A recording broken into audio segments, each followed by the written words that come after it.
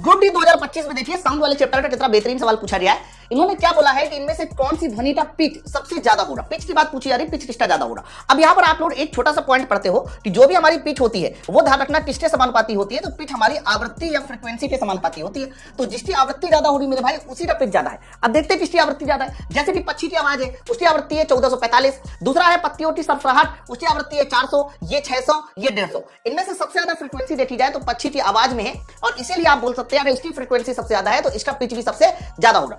मजेदार क्वेश्चन तो तब बनता है जब इसका वेवलेंथ पूछा जाता है कि किसका वेवलेंथ हमारा ज्यादा हो रहा है, किसका वेवलेंथ कम।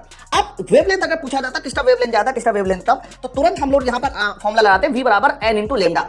चूंकि ये सारे के सारे साउंड है और साउंड की जो स्पीड होगी हवा में वो एयर में साउंड की स्पीड हमारी कैसे हो जाएगी, कांस्टेंट। तो यहां से ये क्लियर हो जाएगा कि जो लेमडा होगा वो आवृत्ति के व्युत्क्रमानुपाती हो जाएगा। इसका मतलब ये है कि जिसका लेमडा सबसे कम हो रहा, या उल्टा सोचिए, अब ये वाली अगर साउंड की बात करते हैं तो इसकी आवृत्ति सबसे ज्यादा है, तो इसका सीधा सा मतलब ये है कि इसका जो लेमडा होगा, तरंगदैर्घ्य होगा, वो हमारा क्या हो जाएगा, सबसे कम।